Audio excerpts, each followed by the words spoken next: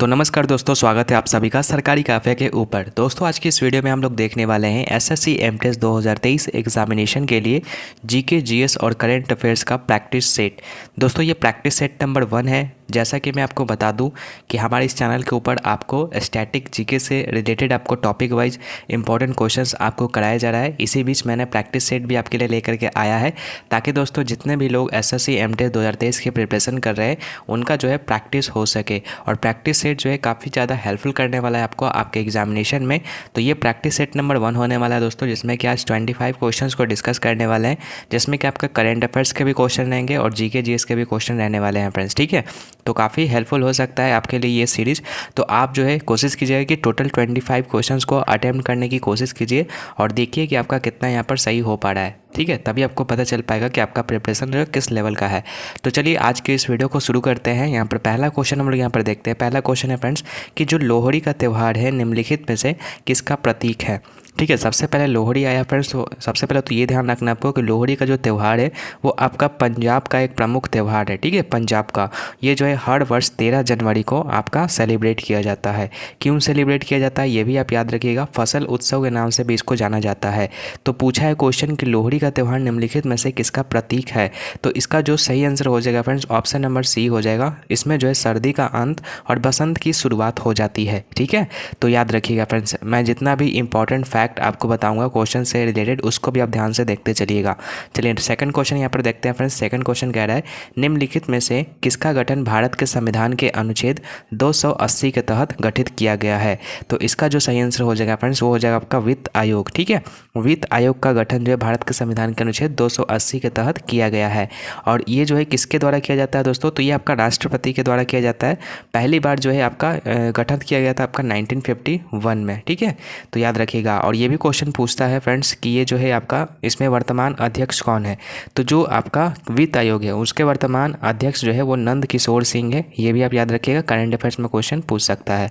इसके अलावा ये भी पूछ सकता है कि इसके पहले अध्यक्ष कौन थे। तो पहले अध्यक्ष भी याद रखिएगा, पहले अध्यक्ष जो थे वो केसी नियोगी थे। ठीक है, तो ये जितने भी इंपॉर्टेंट फैक्ट मैं आपको बता रहा हूँ उसको भी आपको देखते चलना है। इससे क्या होगा फ्रेंड्स कि एक क्वेश्चन से आपका 5-6 क्वेश्चन भी आपका सॉल्व होता चलेगा। तो सेकंड क्वेश्चन का आंसर हो जाएगा फ्रेंड्स वित्त आयोग। ठीक है, चलिए आगे बढ़ते हैं। थर्ड नंबर क्वेश्चन देखते हैं कि साकार खान को 2012 में पद्मश्री से सम्मानित किया गया था क्योंकि वह किस संगीत वाद्य यंत्र के एक महान प्रतिपादक थे। ठीक है, महान प्रतिपादक थे। तो ऑप्शन है खड़ताल, उसके बाद है कमाइचा, उसके बाद है सारंगी, उसके बाद है मोरचंग। ये जो है जितने भी आपके नाम है फ्रेंड्स वो वाद्य यंत्र है। ठीक है, तो पूछा है क्वेश्चन कि जो साकार खान को 2012 में मिला था तो किस संगीत वाद्य यंत्र के महान प्रतिपादक थे तो उनको मिला था। तो इसका आंसर हो जाएगा फ्रेंड्स ऑप्शन नंबर बी जो कमाइचा है। ठीक है, एक प्रकार का वाद्य यंत्र था फ्रेंड्स, ये सारंगी के जैसा ही दिखता है। तो वो बजाते थे। अच्छा, उसके लिए जो 2012 में इनको जो है पद्मश्री से सम्मानित किया गया था। ठीक है, याद रखिएगा। चलिए आगे बढ़ते हैं। क्वेश्चन नंबर 4 देखते हैं कि शाहजहां ने निम्नलिखित में से किस इमारत का निर्माण किया था। तो ऑप्शन आप सभी के सामने हैं। तो यहाँ पर जो करेक्ट आंसर हो जाएगा फ्रेंड्स वो हो जाएगा option number A Moti Masjid Agra का निर्माण जो है शाहजहां ने करवाया था। अब देखिए फ्रेंड्स, अगर दिल्ली वाला पूछता कि दिल्ली वाला किसने कराया था मोती मस्जिद का निर्माण, तो आपका जो है औरंगजेब हो जाता। ठीक है, औरंगजेब। लेकिन यहाँ पर आगरा का है तो आगरा का किसने निर्माण कराया था, तो शाहजहां ने करवाया था। ठीक है, याद रखिएगा आप सभी लोग। इसके अलावा दोस्तों चलिए आगे बढ़ते हैं और नेक्स्ट क्वेश्चन देखते हैं। Question number 5। क्वेश्चन नंबर 5 है कि निम्नलिखित में से कौन सी नदी जो है अरब सागर में गिरती है। तो ऑप्शन देख लीजिए, कृष्णा, नर्मदा, कावेरी या फिर गोदावरी।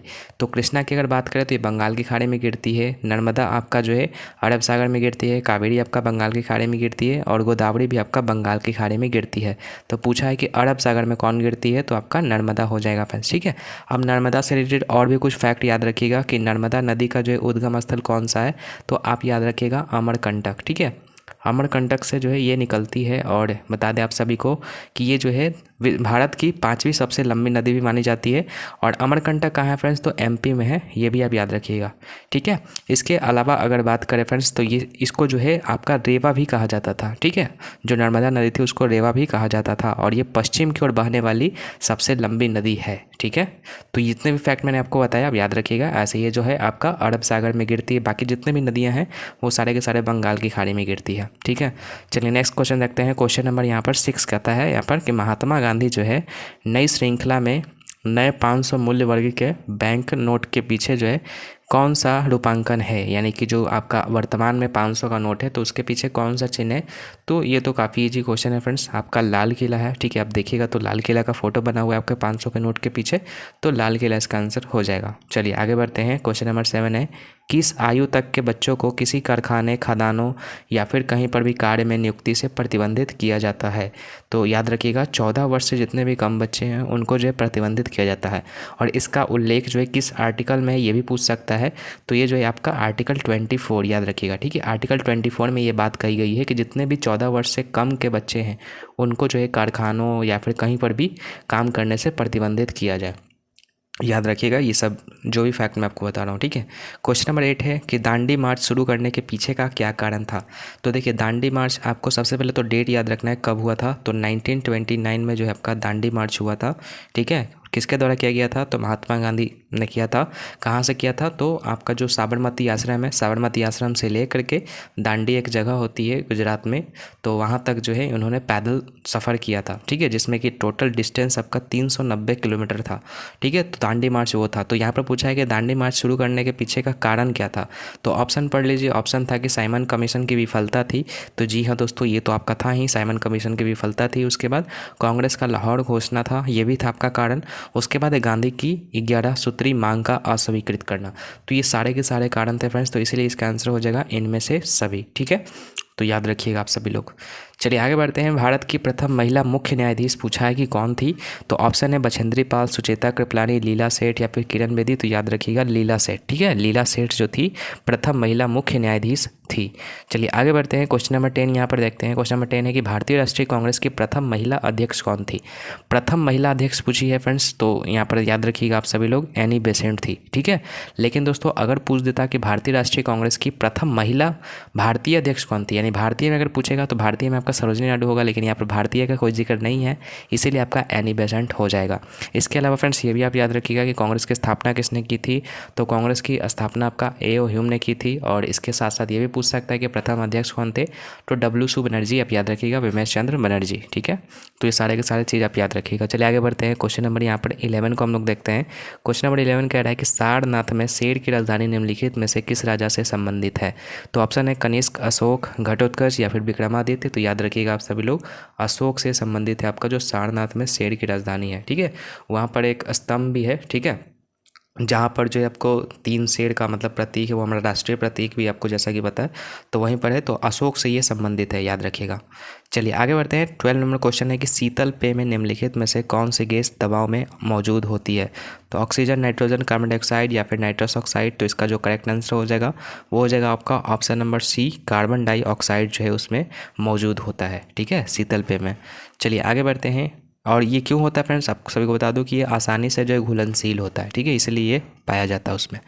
उसके बाद देखिए हरियाणा राज्य में कौन सा प्रसिद्ध युद्ध जो है अहमद शाह अब्दाली तथा मराठों के बीच लड़ा गया था। ठीक है, तो यहाँ पर याद रखिएगा पानीपत का जो तीसरा युद्ध था फ्रेंड्स, वो आपका जो है हरियाणा राज्य में लड़ा गया था। और ये किसके किसके बीच में हुआ था फ्रेंड्स, तो अहमद शाह अब्दाली तथा मराठों के बीच में लड़ा गया था। इसके अलावा फ्रेंड्स आप ये भी याद रखिएगा पानीपत का जो युद्ध हुआ था फ्रेंड्स, 3 युद्ध हुआ था, पहला, दूसरा और तीसरा। ठीक है, तो याद रखिएगा पहला युद्ध जो आपका हुआ था पानीपत का, वो आपका हुआ था 1526 ईस्वी में। ठीक है, दूसरा आपका हुआ था 1556 ईस्वी में, और तीसरा हुआ था आपका 1561 ईस्वी में। सॉरी, यहाँ पर 1556 है और 1561। ठीक है, पहला जो आपका पानीपत का युद्ध हुआ था उसमें आपका बाबर और इब्राहिम लोदी के बीच में हुआ था। दूसरा आपका अकबर और हेमू के बीच में हुआ था। और तीसरा जो मैंने आपको बताया मराठों और अहमद शाह अब्दाली के बीच में हुआ था। तो इसलिए इसका आंसर क्या हो जाएगा, ऑप्शन नंबर ए, पानीपत का तीसरा युद्ध जो है किसके बीच में लड़ा गया था। यहाँ पर देख सकते हैं अहमद शाह अब्दाली तथा मराठों के बीच लड़ा गया था।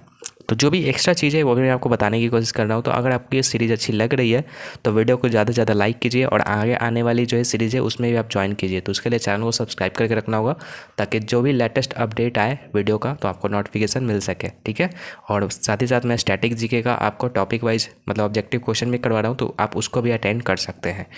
चलिए आगे बढ़ते हैं। नेक्स्ट है क्वेश्चन नंबर 14। यहाँ पर है कि नाटी जो लोक नृत्य है वो कहाँ पर किया जाता है। तो नाटी जो लोक नृत्य है फ्रेंड्स, याद रखिएगा आप सभी लोग, आपका ऑप्शन नंबर डी करेक्ट हो जाएगा, हिमाचल प्रदेश में किया जाता है। ठीक है, आगे बढ़ते हैं। क्वेश्चन नंबर 15, निम्नलिखित में से किस विटामिन की कमी से घाव से अत्यधिक रक्तस्राव होता है। तो याद रखिएगा विटामिन के जो होता है, विटामिन के की कमी से आपका क्या होता है, थक्का बनने में आपका जो है मदद करता है कौन, विटामिन के। तो अगर थक्का नहीं बनेगा तो क्या होगा, रक्त जो है बहना मतलब रुकेगा नहीं। तो इसका करेक्ट आंसर क्या हो जाएगा, यहाँ पर बोला क्या, रक्तस्राव होता रहता है, अत्यधिक होता है।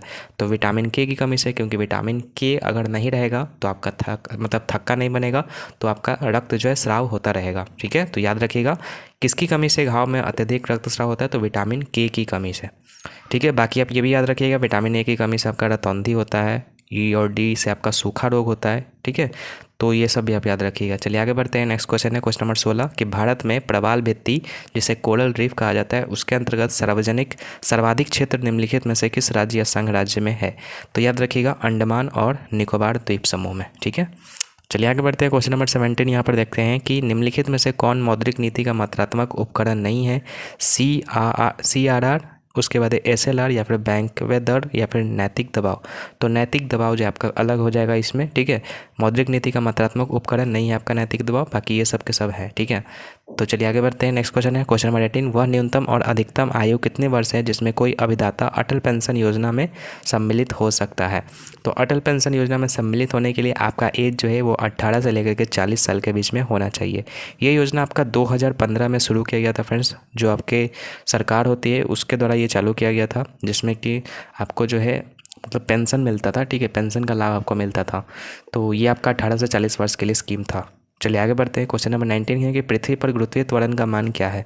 यहाँ पर क्वेश्चन है कि पृथ्वी पर गुरुत्वीय त्वरण का मान कहाँ पर कम होता है।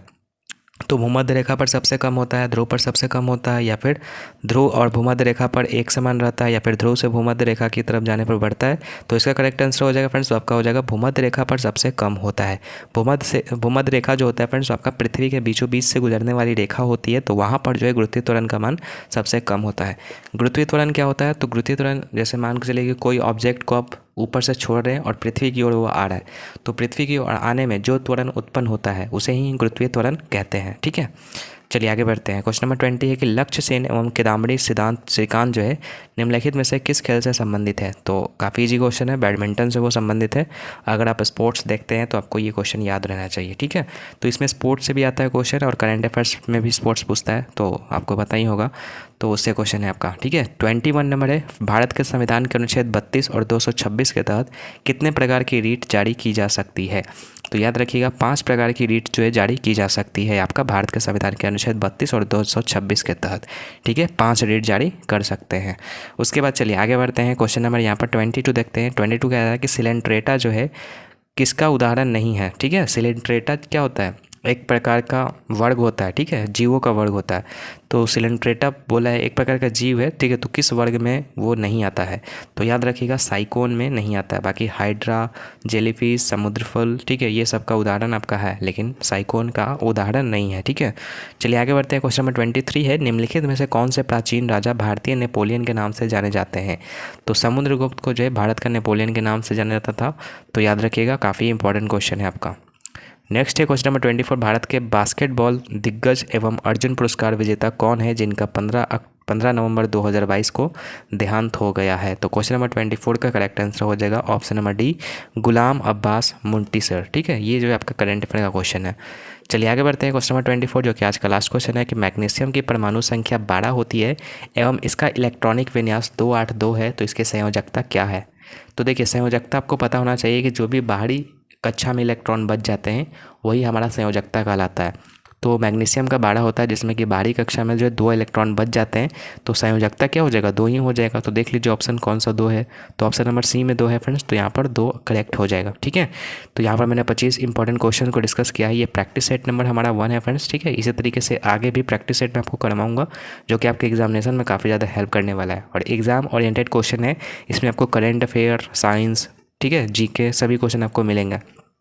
तो इसीलिए आप इस सीरीज़ को कंटिन्यू देखिएगा तो आपको काफ़ी ज़्यादा हेल्प होगा, क्योंकि एक क्वेश्चन से मैं 4-5 टॉपिक को मैं कवर कर देता हूँ। ठीक है, तो वो आपको हेल्प करेगा फ्रेंड्स। आप चाहे तो नोट्स भी बना सकते हैं, इसका वो आप पे डिपेंड करेगा। बाकी अगर ये कैसी लगी वीडियो आप लोग कमेंट सेक्शन में बताइएगा और वीडियो को लाइक करके अपने दोस्तों के साथ शेयर कीजिएगा। मिलते हैं दोस्तों किसी और नए प्रैक्टिस के साथ। बाकी जो हमारा स्टैटिक जीके का जो सीरीज़ चल रहा है उसमें भी आप जरूर जुड़िएगा, उसका लिंक मैं डिस्क्रिप्शन बॉक्स में दे दूँगा, तो आप उसको देख सकते हैं। ठीक है, आज के इस वीडियो को यहीं पर रखते हैं फ्रेंड्स, मिलते हैं आपसे नेक्स्ट वीडियो में, तब तक के लिए गुड बाय।